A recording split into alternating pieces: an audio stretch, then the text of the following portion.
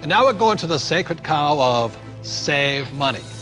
And in 1971, President Nixon took the dollar off the gold standard, basically took the world off the gold standard, and money was no longer money. So people are no longer saving money.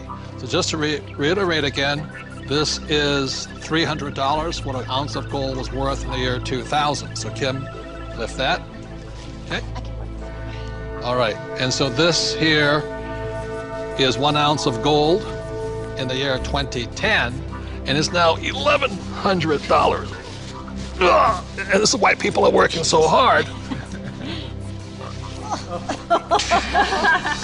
I can do it, I can do it. Yes, I can do it. Barely. So the big reason I've said in my books for years that savers were losers is very simply because in 1971, the dollar stopped being money, it became debt. Right, Mike? Yeah, the rules all changed in '71. Before then, somebody, when they became working age, they could expect to put away 10% a year, and by the time they got into their 60s, they could retire on their savings account and expect to live off that interest. And in '71, everything changed, and they started creating currency on a massive scale. Worldwide. Ever since then, worldwide. And that is what causes inflation and the loss of purchasing power. So people thinking that they can retire, you know, back in the 50s, if you got $100,000 or $50,000, you could retire on that. Yeah. So for my mom and dad, you know, the World War II generation, the industrial age generation, it was very smart to save money. For our generation, the baby boom generation and on, saving money could be the most stupid thing you can do because the system is stealing your wealth through the very thing you work for, called money, which is not money anymore. Right. Real money is actually gold and silver. Money has to maintain its value over long periods of time. Currency doesn't have to. And this is historically, has always been, for thousands of years, this has been money. 5,000 years this has been the predominant currency. It became money when somebody minted it into coins in Lydia in about 680 BC. And each unit had the same buying power as the next one. They became interchangeable. So let me ask you this.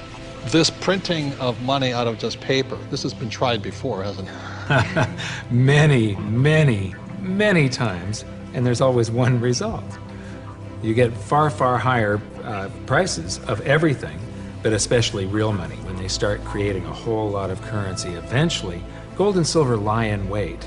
And then when the public senses this inflation of retail prices that is caused by inflation of the quantity of currency in circulation, they rush back toward gold and silver, and they have for 5,000 years. So name some governments that have attempted to print money.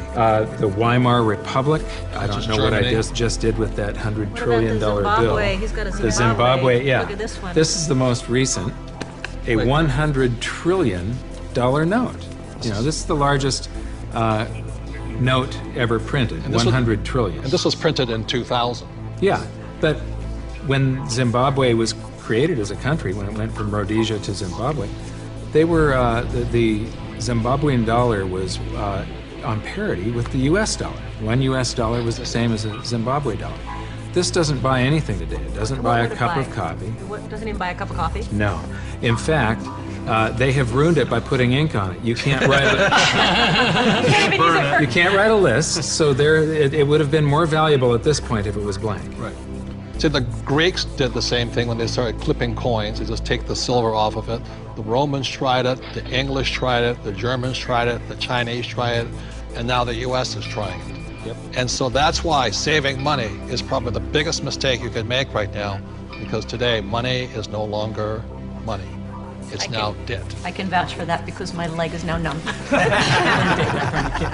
So all currencies throughout the world are in trouble, the same way this Zimbabwe dollar is in trouble. And that's the problem with saving money. After 1971, it was no longer money. More than 70% of all the currency on the planet is US dollars. If the US dollar goes, the world goes with it. I'm preparing by getting fully diversified. I buy both gold and silver.